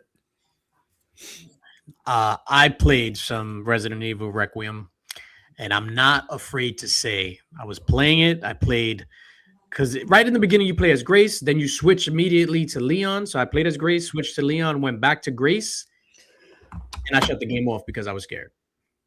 That's the new one? Yeah, it's the new one. Like it was like, so you wake up as Grace and you're in like it's like an old hospital, like it's an abandoned hospital, but the lights keep flickering, and then you just hear like a sound, but it's like the light is off, so it's complete darkness over there, but you have to go over there. So then, when you start picking up stuff like items, so it's like you pick up a glass jar, so that's for you to like throw it so something could get distracted. And I was just like, yeah, I'm not going down this hallway, dog. I just shut it off. So I've been playing Undisputed, the boxing game, which was free in the PlayStation Store. So I'm 50-1 in this boxing game. Did you do the Ghost of Yote yet? I need to get that. Yo, I'll be honest with you, man. I paid for the Resident Evil the day it came out, Requiem, but a lot of these games, they add them to the PlayStation Store relatively soon, like in like 4 or 5 months, they'll add them, which is like crazy to me. So I'm gonna wait for the Ghosts of Yotai. Like that, I'm gonna wait because they're gonna put that up there. Arrow just announced a Jackie Chan box set with all the original Hong Kong cuts of the. Ooh! Yo, DVH. I watched the DVH movie this week. I'm gonna classify that as a DVH movie. And DVH, if you're offended by that, I love you. I watch The Midnight Meat Train Oh yeah, with Vinny Jones, early Vinny- Bradley Cooper. Vinny Jones, early Bradley Cooper. That shit was dope. That Yeah, shit was like, Into the Line ain't no place to be. bruh. I was just like, this is a 2000 early 2000s movie all the way. I probably ain't seen that and heard anyone talk about it in like 20 years now. Yo, because I've always wanted to watch it, but it was never on a streaming service. So they just added it to the greatest streaming service in mankind Tubi. Yeah, Tubi. Is it Leslie Bibb that's in there with him? I don't know who's Leslie Bibb. Plays the girlfriend. Super hot. She was the reporter in the first Iron Man that Yes, that's her. he shags and bags right off the rip. Yeah. I did a piece for Vanity Fair. Yeah. Oh man, Like, remember she's that? Sam Rockwell's wife in real life. Like Really? they're Oh, awesome together. Like they Yeah. both got that energy, man. Not too bad for a guy who likes to get the shit railed out of him. Dude, Oh my god. True story. I wrote my dissertation at university under the director of Midnight Meat Train. Ryuhei Kitamura.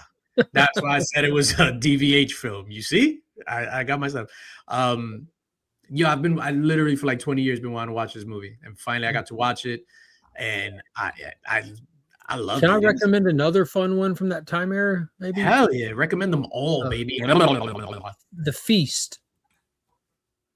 The Feast. So Yeah, I've it's a seen The creature Feast. feature. These guys like out in the Midwest desert area in like old saloon, and some creatures trying to survive the night kind of thing. Ultra violent, a lot of practical effects, a really good budget for the film. But it was this other stuff when you like I'm just associating these other movies around the time. I'll tell you about The Feast. I read the script to The Feast like 5 years before it was made. So I used to work with this guy that I guess got a co-writing credit on it. So I read The Feast, and it's with Krista Allen, right? I don't know. No, the chick from Liar Liar. She's in it. I don't know. I don't remember any of the like. I couldn't have told you her name anyways. I got a lot of them on lock, but that doesn't. If I'm correct, it's the movie where they're at a bar, right? And then it's just like it's a creature feature, but then the monsters are like in the bar. Like the whole thing is set in the bar. For the most part. Yeah. Anyway. I had read that script years before it was made, and then I saw it and it was super dope. It was made because they were on like a contest or something, and that's how Feast got picked in order to do the thing. Oh, you have it there? Yeah, buddy, that's it. Yeah. That was a good movie. Yo, all those 2000s with the terrible like the light flash transitions and all that shit. I love it. Yo, Midnight Meat Train, the freaking Underworld. Oh, dude, that first Underworld. Oh man, I loved it. Do you think that Kate Beckinsale like really started the superhero landing trend? I know Blade did that epic one when he came into the fight. That really wasn't like a superhero landing. He didn't do the prolonged fall. He just front flipped into the middle of the fight, at the end. But Kate Beckinsale started Underworld with that cool little monologue, walks out casually and just doesn't stop walking. He just hits the ground and just like it was nothing, just hits and up and just keeps walking. I was like, God dang. Kate Beckinsale has got my vote for anything. Have you seen her lately? She needs to come hang out with me at the Golden Corral.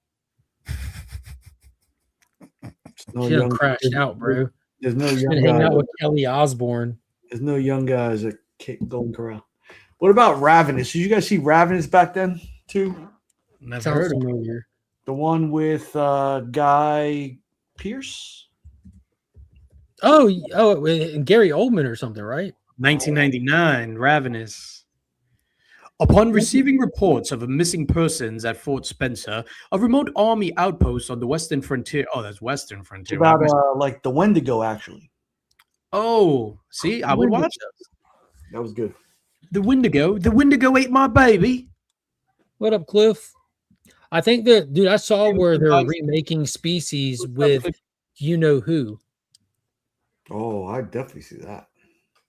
If you were going to remake Species in 2026, who would be your dream cast? Say it, Nick. Put her in anything. Hold on, don't say it. Hold on, don't say it. Don't say it just yet. Who would be in 2026? If you could pick like Good because it job. was Natasha Henstridge or whoever Mhm. originally, just absolute smoke show. If you're remaking Species Mhm. in today's era, who are you trying to cast? The reanimated corpse of Selena. Anything for Hey, Selena. you guys see J-Lo in her residency over there in Vegas? Yeah, and that black see-through little outfit. I just saw J-Lo in her cameo in the new Anaconda movie. Bro. Roseanne Barr, close second. Close second. Roseanne's wild, dude. Sydney Sweeney, probably. Yep. Everybody would probably Yep. say Yep. she's definitely made a career out of having tits. Yeah, dude, good on her.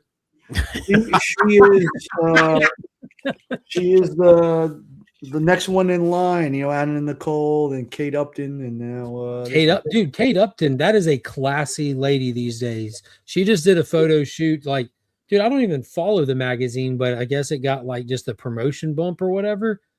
And like it wasn't overly sexual or anything like that, but like she just looked extremely classy and like a real like I'm like, dude, I haven't heard her name said out loud in like 15 years, or I haven't seen her since the earliest days of video game apps on your phone.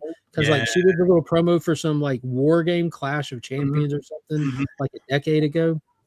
But she's just aging gracefully. She just is absolutely gorgeous lady. Yeah, Justin Verlander is. No, you won't, Joe. No, you won't. Quit lying. What Joe said. He's over there telling fairy tales. Listen, I'll be honest. I'm with Joe on this. I won't watch a movie that Sydney Sweeney stars in. Like if it's just starring Sydney Sweeney, like I watched that Nun movie that she was in. It was horrible. She'd be the creature in a creature feature if she's in Species.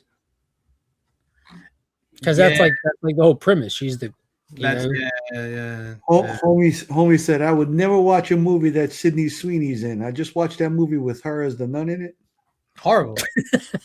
No, so I watched that one, and then I think we watched another one. He's like, I didn't seen them all, so I don't need to watch them as a thing. I don't watch movies twice. I just started watching Dune again because I'm getting hyped for December. Oh man, I'm excited for that third one.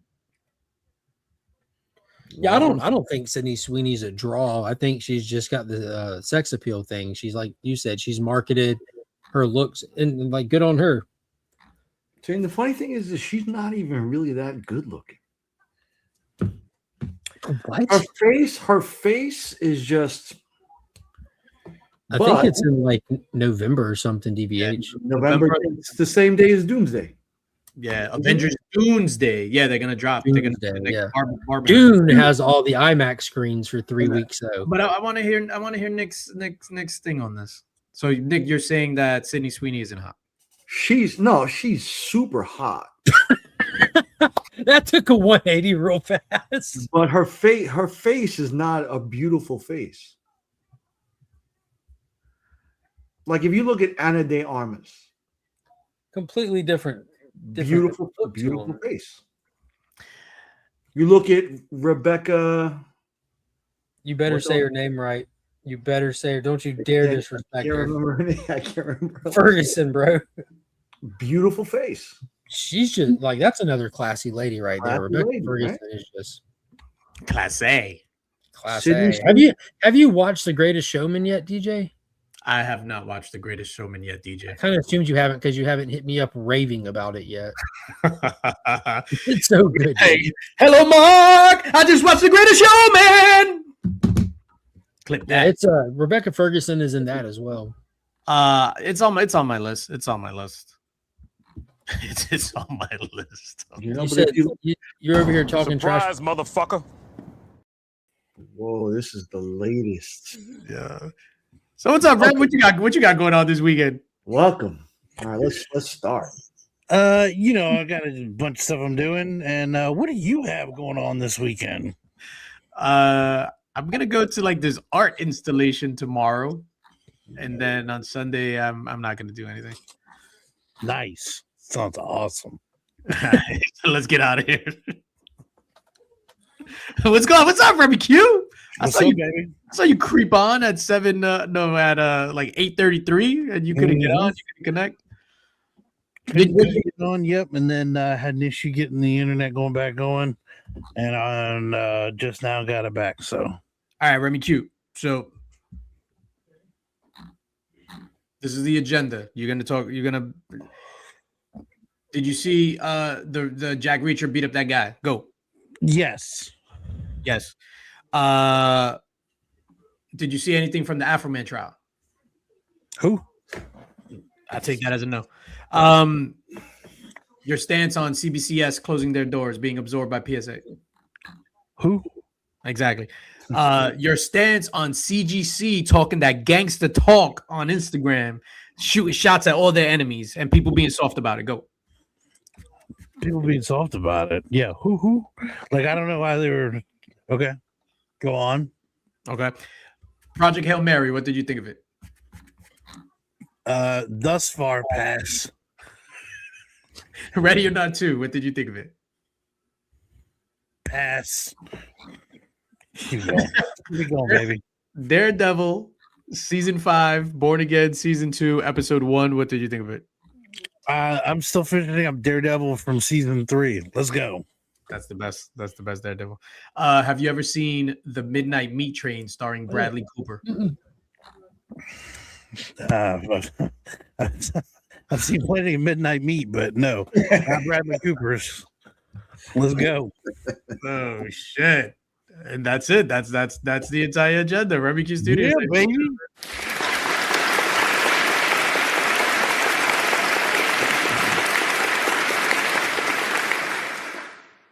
He heard Sydney Sweeney, and he had to come in the 11th hour. Remy, what's your stance on the Sydney Sweeney? Would you go see a movie? Yes.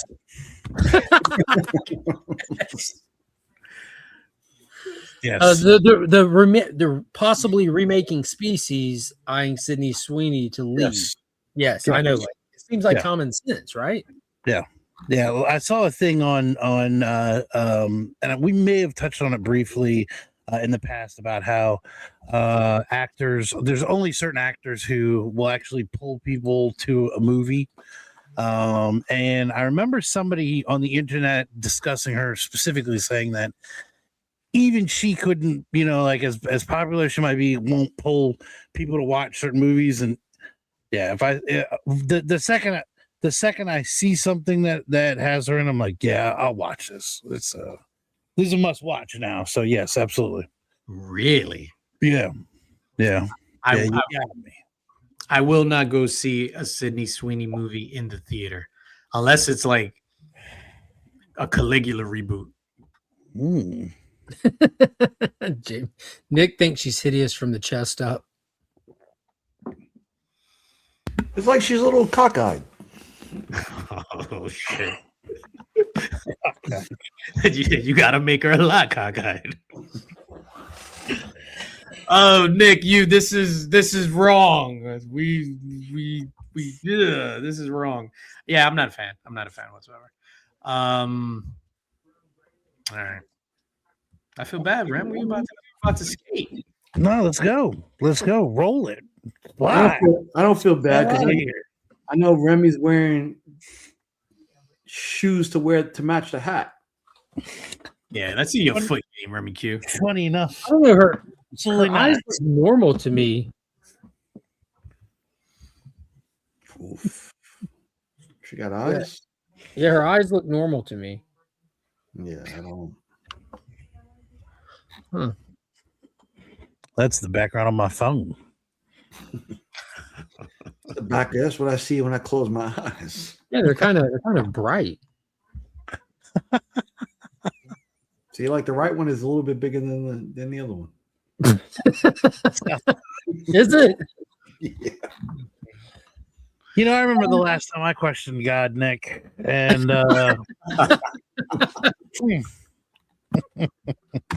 and that's how the good Lord made her out. So it's got good genes. That's all.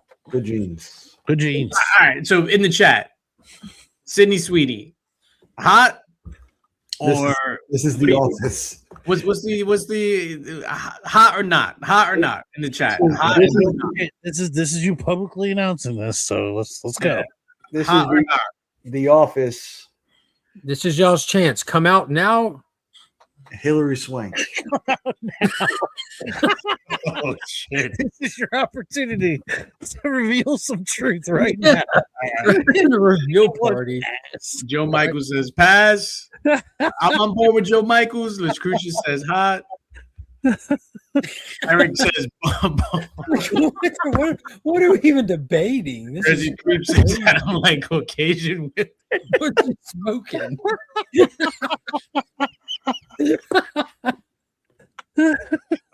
Sledge, she has eyes in that picture? Question? Oh my god. I don't like Caucasian women, man. That's the best right there. Oh man. Why don't we all think of another race that we're attracted to and go? Anime statues. This is probably there's a lot of them. There's a lot of them in conversation have been in the mixed history. It might be, but you didn't answer the question either, DVH. That's true. DVH, what's your answer? Yeah, come on. And then that's what we're gonna get out. Whatever DVH says, We're gonna wait for DVH's answer. DVH is the judge, jury, and executioner right now. So whatever DVH says goes. And we'll just sit here. Mm-hmm. Silent. Just wait. Hoot, hoot, hoot, hoot, hoot. I think that's the Queen's English for she can get it. Yeah, that's the queen. It's the Queen's English. I would. How much wood would a woodchuck chuck if a woodchuck chuck would? All right. So on that note, Oof. Did you hear Nick's response just then? Mm-hmm. Like, what are we talking about? I don't see it. I don't see it. Hey! Chip. Hey, Chip, thank you for the new StreamYard logo. It looks good. Chip, love you, Chip. Chipster. All right, let's get out of here, gentlemen. Barbecue, what do you got coming up this weekend? Are you buying any more trucks? No. Not Chip, yet. How's it going? You going to C2E2, Chip? You at C2E2? Oddly enough, Sydney Sweeney on my algorithm. Mm-hmm. Yeah, everybody enjoy that one. And Marilyn Monroe wasn't hot either. No, she was. She was beautiful. She was beautiful. Marilyn Monroe got the president to step out openly. Joe DiMaggio. All those higher fees need to pay for something. Oh, yes, he's there tomorrow. Our StreamYard dollars. All right, shut it down. This is just getting silly. I hear you, DVH. We're out. Thank you, DVH. No, DVH is keeping us in line. We appreciate that. All right, ladies and gentlemen, thank you for hanging out with us. It's been real. It's been nice. It's been real nice. I'm gonna start saying that We're just gonna continue this conversation backstage, but in a more dirty fashion. Hey, look at this picture. Oh, Jesus Christ. All right, everybody have a safe, fun weekend. We'll catch you here next week. Peace. And congrats to Nelson for winning these 2 books. I'm going to give those to you on Wednesday when I see you at the shop. Peace.